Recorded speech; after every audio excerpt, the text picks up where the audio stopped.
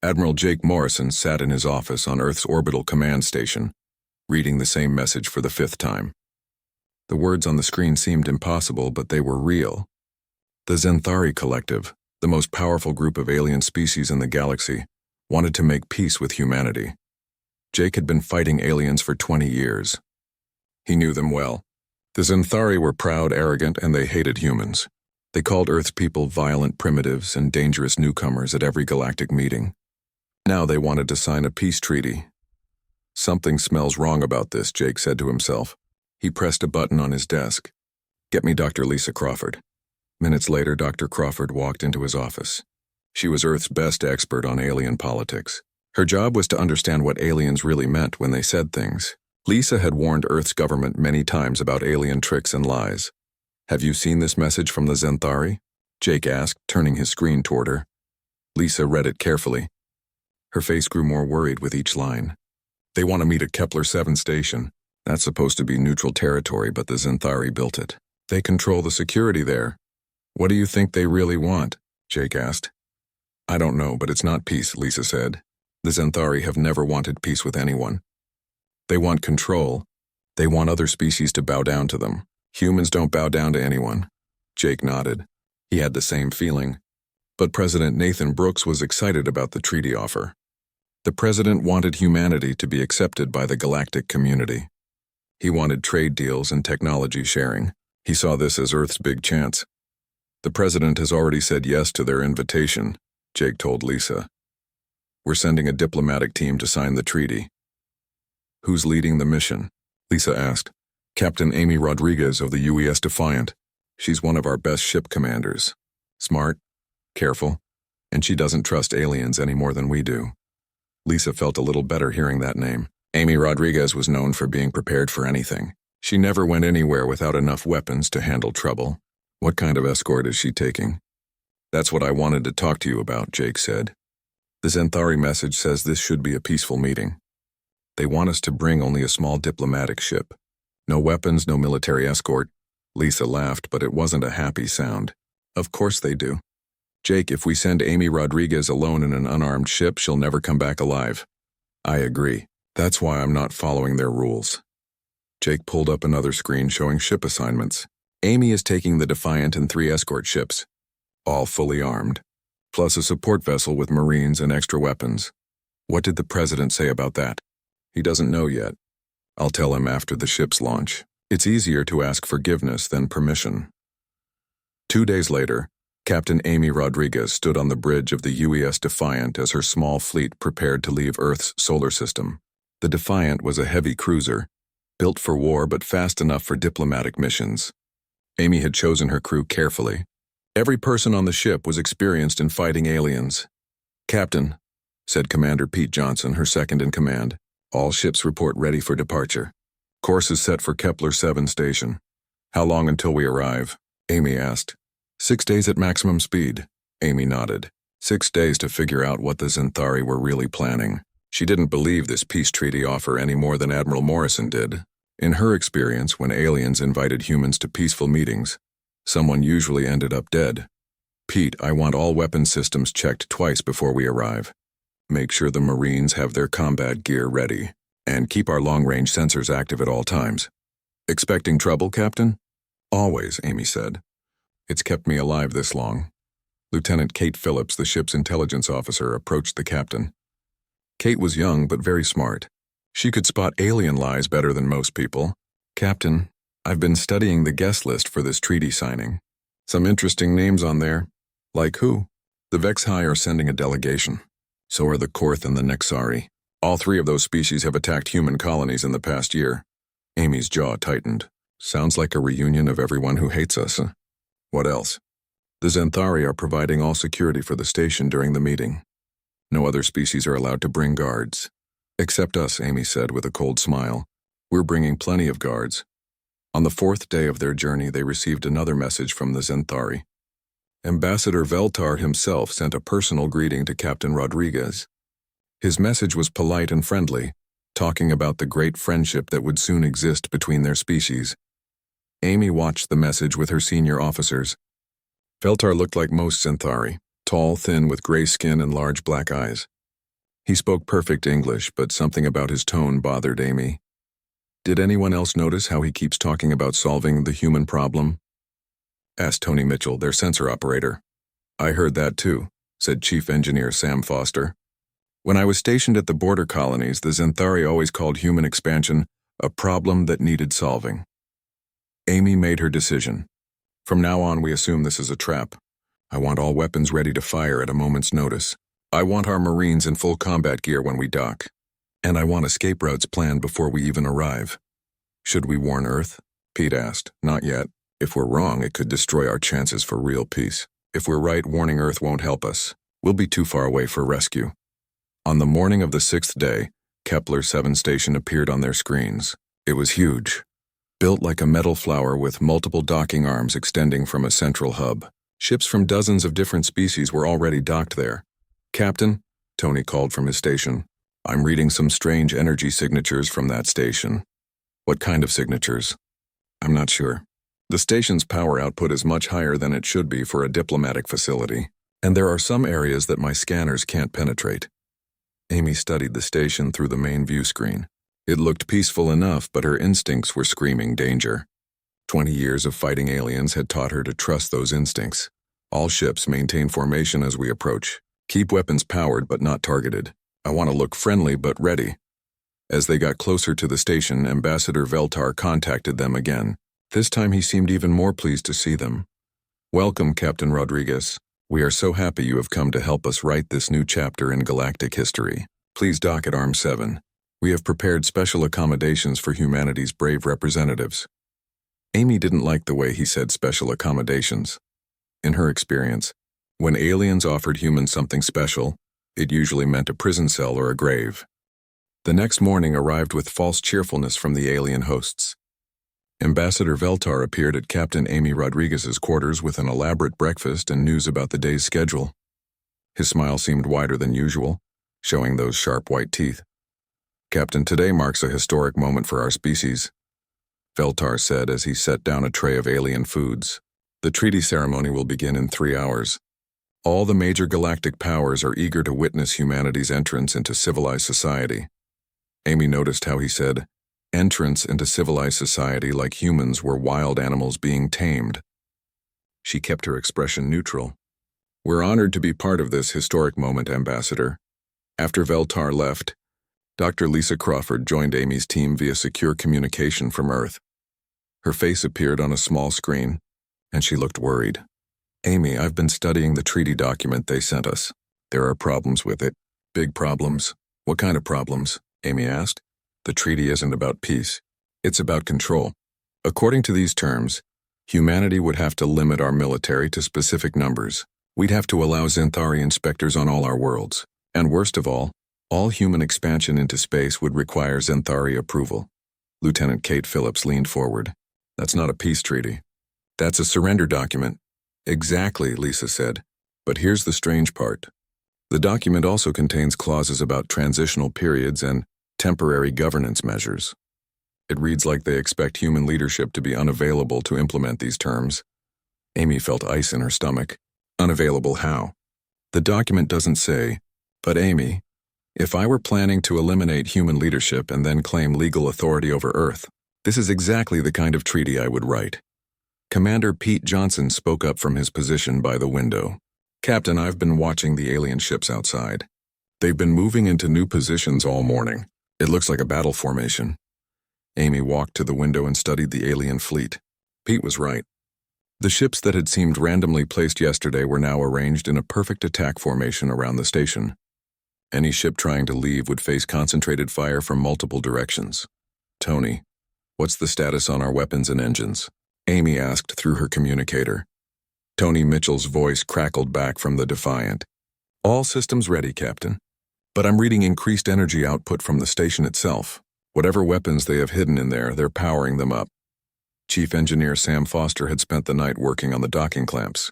Captain, I've managed to rig a way to release us from the docking clamps, but it won't be subtle.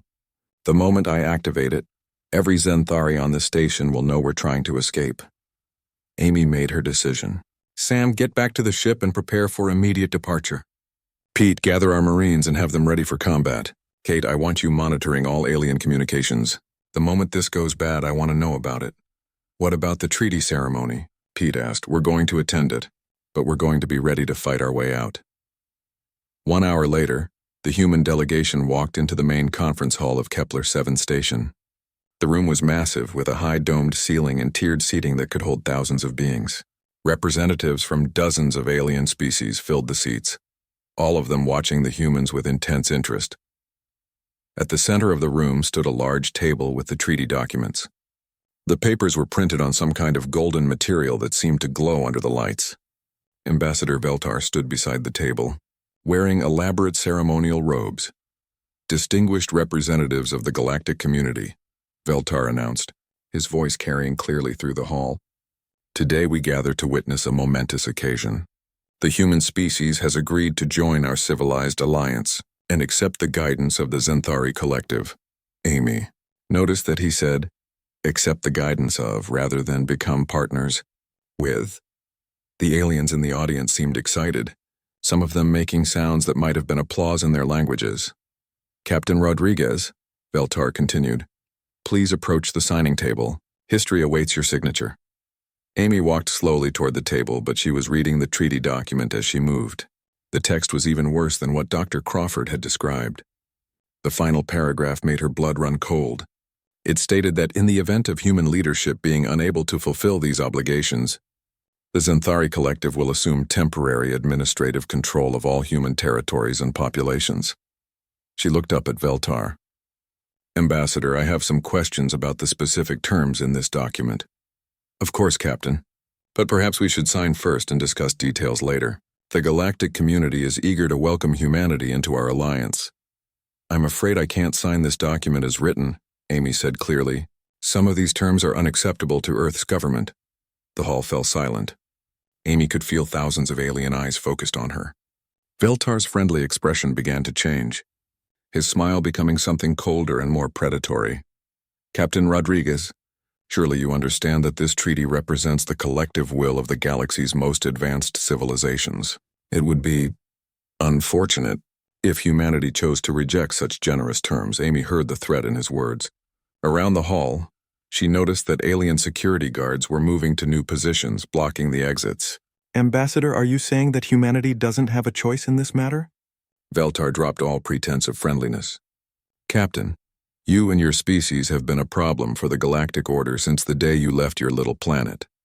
You're violent, unpredictable, and you refuse to accept proper authority. This treaty was designed to solve that problem peacefully, and if we refuse to sign, then we will solve the problem by other means. At that moment, Lieutenant Kate Phillips' voice came through Amy's hidden communicator. Captain, I'm detecting massive energy buildup throughout the station. Weapon systems are coming online. And Captain, I'm reading incoming ships, a lot of them. Amy looked directly at Veltar. Other means like the fleet of warships you have surrounding this station? Veltar's alien features twisted into something that might have been satisfaction. You humans are more observant than we expected. Yes, Captain. Those ships are here to ensure that this treaty is implemented properly, one way or another. And the weapons hidden in this station? Insurance, Captain. In case your diplomatic escort proved to be more troublesome than anticipated. Amy realized that the trap was now fully revealed.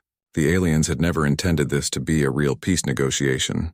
They had planned to eliminate Earth's leadership and use the treaty as legal justification for taking control of human space. There's just one problem with your plan. Ambassador, Amy said calmly, and what is that? You assumed that humans would come to a peace conference unprepared for war. At that moment, the lights in the conference hall flickered. Through the great windows of the station, new stars appeared in the darkness of space. But these weren't stars. They were the engine flares of human warships dropping out of faster-than-light travel. Veltar's confidence wavered as he looked at the displays showing the space around the station. Impossible. Our intelligence report said you brought only 4 ships. Amy smiled coldly. Ambassador, the first thing you should have learned about humans is that we never put all our weapons where enemies can see them. Admiral Morrison didn't send 4 ships to this conference. He sent 40. The alien representatives in the hall began making sounds of alarm as more human ships appeared on the displays. Amy continued speaking, her voice carrying clearly through the confused chatter. The second thing you should have learned is that when humans agree to attend a peace conference, we come prepared to enforce the peace. We don't trust anyone, and we certainly don't trust people who invite us to sign treaties that read like surrender documents. Veltar's face had gone pale gray. This is an act of war, Captain. No, Ambassador. This is a response to an act of war. You brought us here to eliminate us and conquer our worlds. That was your first mistake. Amy touched her communicator. Sam, now would be a good time to release those docking clamps. Explosions echoed through the station as Chief Engineer Foster activated his jury-rigged escape system. The sound of tearing metal filled the air as the human ships broke free from their restraints.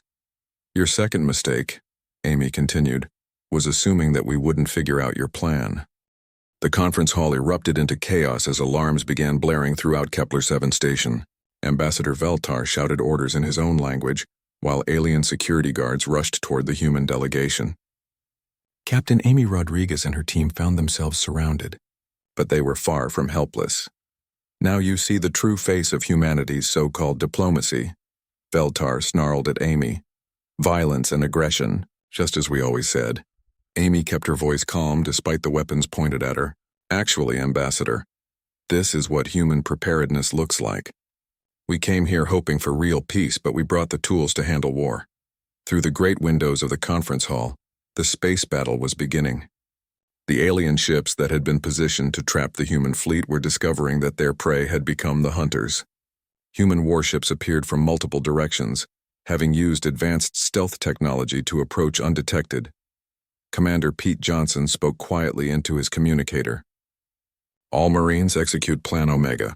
Secure the delegation and prepare for extraction. The 20 human Marines who had accompanied the diplomatic team suddenly moved with deadly precision. Their dress uniforms contained hidden armor plates, and weapons appeared from concealed compartments in their ceremonial gear. What had looked like a peaceful honor guard transformed into a combat unit in seconds. You see, Ambassador, Amy said as her Marines took control of the hall, humans have a saying, hope for the best but prepare for the worst. We hoped you really wanted peace. We prepared for you to want war. The alien guards found themselves outgunned and outmaneuvered by soldiers who had trained for exactly this situation. Lieutenant Kate Phillips activated jamming equipment that cut off alien communications, while simultaneously broadcasting the entire confrontation to every ship in the area. All galactic representatives, Kate announced over the station's communication system, you are witnessing an attempted massacre disguised as a peace conference. The Zenthari Collective planned to murder the human delegation and use false treaties to justify conquering Earth. Outside the station, the space battle was not going as the aliens had expected. The Zenthari commander, Admiral Zexkoth, watched in growing alarm as his carefully planned ambush fell apart. How many human ships are there? He demanded of his sensor operator. Sir, I count 57 human vessels and more appearing every minute. They have us completely surrounded. Admiral Zexkoth had expected to face 4 human ships with superior alien numbers and firepower. Instead, he found his fleet trapped between human battle groups that had been waiting in hidden positions throughout the system. On the UES Defiant, Tony Mitchell coordinated the human fleet's attacks with deadly efficiency. Target the alien command ships first. Cut off their ability to coordinate their forces. The human ships moved with a precision that shocked their enemies. While the aliens had planned for a traditional space battle with ships facing each other in lines, the humans used 3-dimensional tactics that attacked from above, below, and all sides simultaneously. Chief Engineer Sam Foster had done more than just disable the docking clamps. During his maintenance inspections of the station, he had quietly planted charges throughout Kepler-7's critical systems. Now he triggered them in sequence, crippling the station's weapons before they could fire on the human fleet. How did they sabotage our station? Veltar screamed into his communicator. We watched them every moment. Sir, came the reply from the station's engineering section. They used our own maintenance protocols against us. Every system they damaged was accessed through legitimate repair procedures. Amy heard this exchange and smiled. That's the third thing you should have learned about humans, Ambassador. We're very good at making things break when we want them to. Back in space, Admiral Morrison's voice came through on the human fleet's communication channel. Captain Rodriguez, this is Morrison. We've been monitoring the situation from Earth. Are you and your team safe? Safe and secure, Admiral. The aliens walked right into our trap. What trap? Veltar demanded. You came here for peace negotiations. Amy turned to face the alien ambassador. We came here because we knew this was a trap, Ambassador. Our intelligence services have been monitoring Zenthari communications for months. We knew about your plan to eliminate human leadership and conquer our worlds. Kate Phillips activated a recording device that filled the hall with alien voices speaking in various languages. The recordings clearly showed the conspiracy between multiple alien species to use the peace conference as cover for an attack on humanity. We let you think your plan was working because we needed evidence, Amy continued. Evidence that would show the entire galaxy what kind of creatures the Zenthari Collective really are. The broadcast of these recordings was being transmitted to every world in known space. Alien species who had been neutral in the conflict between humans and the Zenthari were hearing proof that the collective had planned an unprovoked act of genocide. Several alien representatives in the conference hall began backing away from the Zenthari officials. The evidence was overwhelming and they didn't want to be associated with a failed conspiracy. This changes nothing, Veltar said desperately. The Galactic Order requires strong leadership. Humans are too chaotic, too violent to be allowed freedom. Commander Johnson laughed. Ambassador, you just tried to murder an entire diplomatic delegation and conquer our worlds. I think you need to reconsider who the violent ones really are. The space battle was now completely one-sided. Human ships had destroyed or disabled most of the alien fleet, while suffering minimal casualties themselves. The few remaining alien vessels were trying to surrender, but the human fleet maintained combat readiness. Admiral Zexkoth came a transmission from the human fleet commander. This is Admiral Morrison of the Earth Defense Force. You are ordered to surrender your remaining ships immediately. On what authority? The alien admiral replied. On the authority of superior firepower and the fact that you just committed an act of war against a peaceful diplomatic mission. Inside the station, Amy was coordinating with her Marine team to secure all the alien conspirators. I want every alien official who was part of this conspiracy arrested and held for trial. This isn't just an attack on humanity. It's a crime against every species that believes in real diplomacy. Veltar made one last desperate attempt to justify his actions. You don't understand. Humans reproduce too quickly, expand too aggressively. If we don't control you now, you'll overrun the entire galaxy. Amy looked at him with contempt. Ambassador, the galaxy is huge. There's room for everyone who wants to live in peace. The problem isn't that humans want too much space. The problem is that you want to control everyone else's space. As if to prove her point, several alien species were already contacting the human fleet directly. They had seen the evidence of the Zenthari conspiracy and wanted to establish their own diplomatic relations with Earth, independent of the collective. Captain Rodriguez came a transmission from a ship identified as belonging to the Kalari Republic. Our government wishes to express our horror at this attack on your diplomatic mission. We would be honored to negotiate separate peace agreements with Earth. Similar messages were coming from a dozen other alien governments. The Zenthari conspiracy had backfired completely. Instead of eliminating human influence in the galaxy, they had destroyed their own credibility and pushed neutral species toward alliance with Earth. How many alien governments are requesting separate negotiations? Amy asked Kate Phillips. 17 so far, Captain. And 3 more are asking for protection from Zenthari retaliation. Amy realized that this moment represented far more than just a military victory. The failed conspiracy had completely reshuffled galactic politics. The Zenthari Collective's authority was crumbling as its member species learned that their leaders had planned a genocidal war without their knowledge or consent. Admiral Morrison, Amy said into her communicator, I think we're going to need a lot more diplomats. 6 months after the failed conspiracy at Kepler 7 Station, Captain Amy Rodriguez stood in the newly constructed Galactic Council chambers on the neutral world of Haven Prime. The massive hall was filled with representatives from over 200 species, all gathered to witness the signing of the new Galactic Charter. The changes had been swift and dramatic. Within days of the evidence being broadcast across known space, the Zenthari Collective had collapsed as member species withdrew their support. Many alien governments had demanded the immediate arrest of their own representatives who had participated in the conspiracy. Ambassador, Veltar and his co-conspirators were now serving life sentences in a multi-species prison facility. Their trial had been broadcast throughout the galaxy, serving as a warning to any other species that might consider similar actions. "Captain Rodriguez," said Dr. Elena Vasquez, Earth's new chief diplomat, "are you ready for the ceremony?" Amy adjusted her dress uniform and nodded. Today she would be receiving the Galactic Medal of Honor, the highest civilian award that could be given by the new council. But more importantly, today marked the official establishment of a truly democratic galactic government. "It's hard to believe how much has changed," Amy said, looking out at the diverse crowd of alien representatives. 6 months ago, they wanted to eliminate us. Now they're asking us to help write their new constitution. President Nathan Brooks had appointed Amy as Earth's military liaison to the new Galactic Council. Her role was to help establish defense protocols that would prevent any single species from threatening others, the way the Zenthari had done. Commander Pete Johnson, now promoted to Admiral, approached with the latest intelligence reports. "Amy, the numbers keep growing. We now have formal alliance treaties with 43 species, and another 26 have requested Earth's protection from potential aggression. The transformation of galactic politics had been remarkable. Species that had been oppressed by the Zenthari collective were now free to develop their own governments and pursue their own interests. Many of them had turned to humanity for guidance, having seen how humans had outmaneuvered a seemingly superior enemy." "How are the former Zenthari territories being administered?" Amy asked. "Better than expected," Pete replied.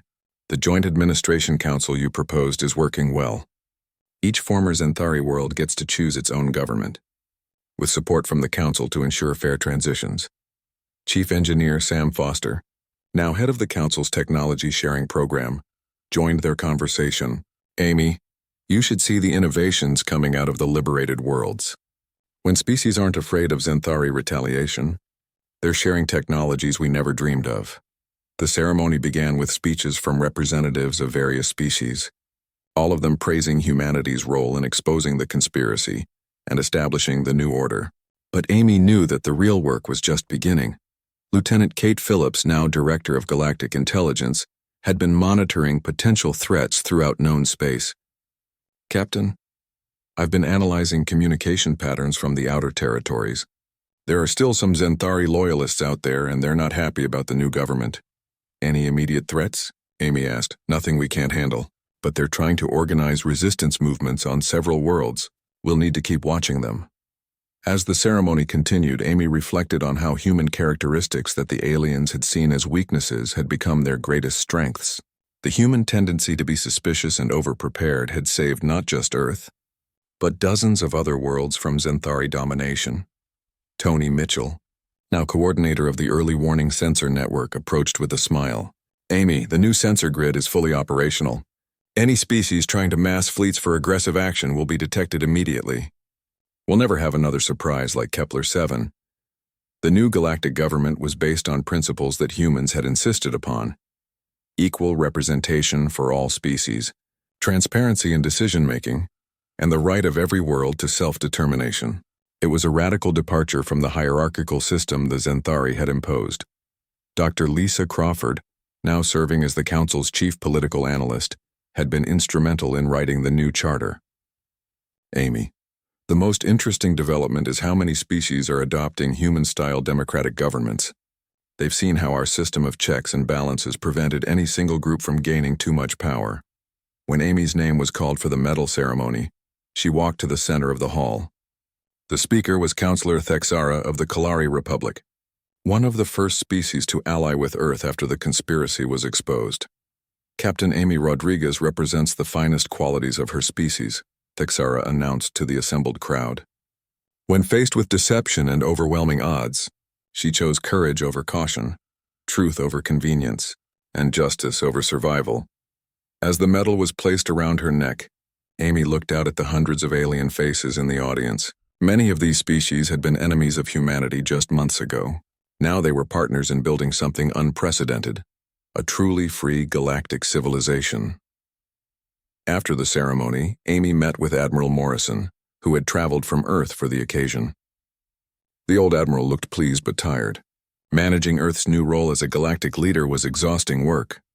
"Amy, how do you like your new assignment?" Morrison asked. "It's challenging, Admiral. Every day brings new problems to solve. But it's good work. We're actually making the galaxy a better place. Morrison nodded. The president wants to know if you're interested in a new position. Earth is establishing a rapid response fleet to help protect smaller species from aggression. We need someone with your experience to command it. Amy considered the offer. The new galactic order was still fragile, and there were certainly threats that would need to be addressed. What kind of ships are we talking about? The best we can build with technology shared by our new allies. Fast, powerful, and designed to arrive anywhere in the galaxy within days of a distress call. The idea appealed to Amy. During her time on the council, she had learned about dozens of smaller species that lived in fear of their larger neighbors. A rapid response fleet could ensure that no species would ever again face the kind of domination the Zenthari had attempted. I accept, Admiral. But I want to choose my own officers. Of course. Who do you have in mind? Amy smiled. The same team that exposed the Zenthari conspiracy. Pete Johnson, Kate Phillips, Tony Mitchell, Sam Foster. We work well together. As the day's events concluded, Amy stood on the observation deck of the council building, looking up at the stars. Ships from dozens of species moved through the space around Haven Prime, all of them flying the new Galactic Council flag alongside their own national symbols. 6 months ago, humanity had been an isolated species on the edge of known space, viewed with suspicion by the galactic community. Now Earth was at the center of the largest peaceful alliance in galactic history. Captain, came a voice behind her. Amy turned to see Counselor Vexhai, a member of the species that had once been among humanity's greatest enemies. Counselor, Amy replied politely. I wanted to personally thank you for your actions at Kepler 7. My people were deceived by Zenthari propaganda. We believed humans were a threat to galactic peace. Now we see that you may be the greatest force for peace this galaxy has ever known. Amy was touched by the alien's words, but she remained humble. We just did what we thought was right, Counselor. Anyone in our position would have done the same. No, Captain. That is where you are wrong. The Zenthari were in a position of power for centuries, and they chose oppression. Humans gained power in months, and you chose liberation. That is the difference between your species and theirs. As Amy watched the ships moving peacefully through space, she realized that the real victory at Kepler 7 hadn't been military. It had been moral. Humanity had proven that power could be used to protect rather than dominate, to free rather than enslave. The galaxy was still full of challenges and potential conflicts. There would always be species that preferred conquest to cooperation. But now there was also hope. The new galactic order provided a framework for resolving disputes peacefully and protecting the weak from the strong. Amy touched the medal around her neck and smiled. The inscription read, "For courage in the face of impossible odds and wisdom in the hour of victory." It was a reminder that being human meant more than just being clever or strong. It meant choosing to do the right thing even when it was difficult. The future stretched out before them, full of possibilities that no single species could achieve alone. Together, the free worlds of the galaxy would explore new frontiers, share new discoveries, and build a civilization based on cooperation rather than domination. And if anyone tried to threaten that future, they would discover what the Zenthari had learned at Kepler 7. Humanity had brought their weapons anyway. The UES Defiant approached Docking Arm 7 of Kepler 7 station with careful precision. Captain Amy Rodriguez watched the docking procedure from her bridge, but her attention was focused on the other ships around the station. There were too many warships for a peaceful diplomatic meeting. Captain, Commander Pete Johnson said quietly, I count 47 alien vessels docked here. Most of them are military ships, not diplomatic transports. Amy nodded grimly. Through the view screen, she could see the sleek gray hulls of Zenthari battlecruisers, the angular black ships of the HFY War fleet, and the massive red vessels that belonged to the Korth military. This looks more like preparation for war than a peace conference. Lieutenant Kate Phillips looked up from her intelligence station. Captain, I've identified ships from 12 different species. All of them have had conflicts with human colonies in the past 5 years. None of them are what I'd call friendly toward Earth. The docking clamps engaged with a heavy thud that echoed through the ship. Amy felt the artificial gravity shift slightly as the Defiant locked into place with the station. On her screen, she could see Zenthari security officers waiting at the airlock.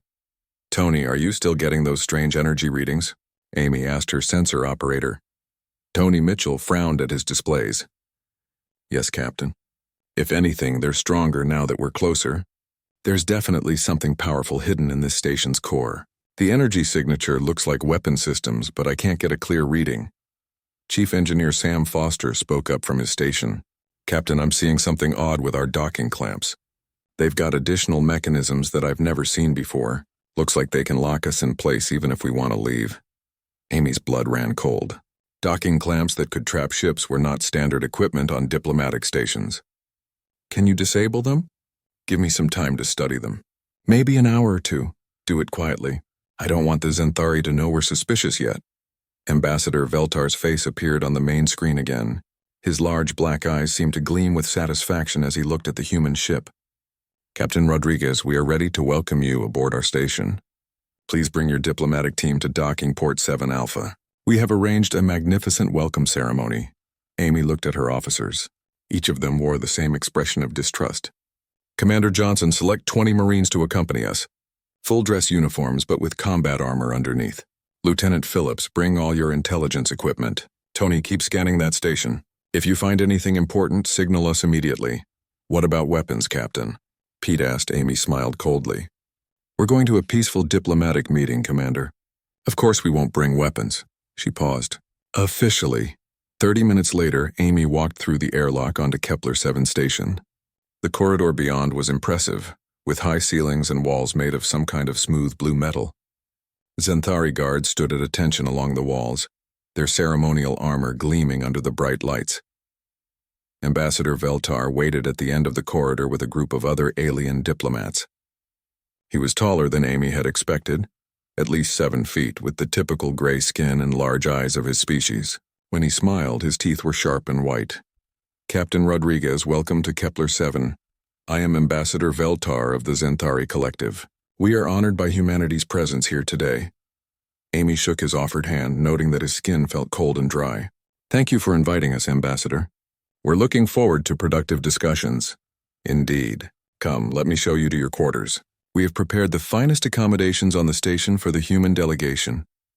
As they walked through the station's corridors, Amy noticed several things that bothered her. First, all the security guards were Zenthari. She didn't see a single guard from any other species, despite the fact that this was supposed to be neutral territory. Second, the corridors seemed designed to channel visitors along specific routes. There were many doors and side passages, but they were all marked as restricted areas. Ambassador, Amy said casually, this is quite an impressive station. How long did it take to build? Oh, many years, Captain. The Zenthari Collective spared no expense to create a worthy venue for galactic diplomacy. Every system on this station represents the finest technology our alliance can provide. Lieutenant Phillips, walking behind Amy, quietly activated a small scanning device hidden in her uniform. The readings it gave her were disturbing. The walls contained heavy metal shielding, much more than needed for a simple space station. The power conduits she could detect were far too large for normal station operations. They arrived at a section of the station that Veltar called the diplomatic quarters. The rooms were luxurious with comfortable furniture and large windows showing the stars outside. But Kate Phillips noticed that the windows were made of reinforced transparent metal, strong enough to contain an explosion. These rooms are beautiful, Amy said, hiding her suspicions. You've thought of everything. We want our guests to be comfortable during their stay. The signing ceremony will take place tomorrow in the main conference hall. Tonight, we have arranged a grand dinner where you can meet representatives from all the major galactic powers. After Veltar left them alone, Amy gathered her team in her assigned quarters. She activated a small device that would prevent alien listening equipment from recording their conversation. Report, she said simply. Kate Phillips spoke first. Captain, this place is built like a fortress, not a diplomatic station. The walls contain battle armor. The power systems are military grade, and I'm detecting weapon emplacements throughout the structure. Commander Johnson nodded. The security setup bothers me too. Zenthari guards control every checkpoint and corridor. If something goes wrong, we'd have no way to reach our ship quickly. Sam, what about those docking clamps? Amy asked. Chief Engineer Foster looked grim. I managed to get a closer look at them. They're definitely designed to prevent ships from leaving. The good news is that I think I can disable them. The bad news is that it will take time, and the Zenthari will probably notice what I'm doing. Amy walked to the window and looked out at the alien ships surrounding the station. How many of those ships do you think we could handle in a fight? If we had surprise and good positioning, maybe half of them, Pete said honestly. But Captain, we're talking about starting a war. I'm starting to think someone else already started a war, and we're just walking into it. That evening, the human delegation attended the diplomatic dinner in the station's main hall. The room was enormous, with tables arranged in a complex pattern that seemed designed to separate the different species. Amy found herself seated at a table with Ambassador Veltar and several other high-ranking alien officials. The dinner conversation was polite, but strange. Several aliens made comments about how this treaty would solve problems and bring final peace to the galaxy. When Amy asked what problems they meant, the aliens just smiled and changed the subject. Captain Rodriguez, said Ambassador Kexthul of the Vexhai, we are all very interested in learning more about human military capabilities. Perhaps you could tell us about your fleet strength and defensive positions. Amy smiled politely. I'm afraid that kind of information is classified, Ambassador, but I'm sure our diplomats can discuss trade agreements and cultural exchanges. The alien's face darkened slightly. Of course, though I believe such information will become unnecessary very soon. As the dinner continued, Amy noticed that the alien representatives kept checking small devices on their wrists, as if they were waiting for some kind of signal. The conversation grew more tense as the evening progressed, with several aliens making barely veiled threats about human expansion and aggression. When the dinner finally ended, Amy returned to her quarters with a growing sense of dread. Something was definitely wrong with this peace conference. The aliens were acting like they were celebrating a victory, not negotiating a treaty. Late that night, Tony Mitchell contacted her from the Defiant with urgent news. Captain, I've been monitoring communications traffic around the station. There's a lot of encrypted military chatter between the alien ships. It looks like they're coordinating something big. Any idea what? Not yet, but whatever it is, it's happening soon.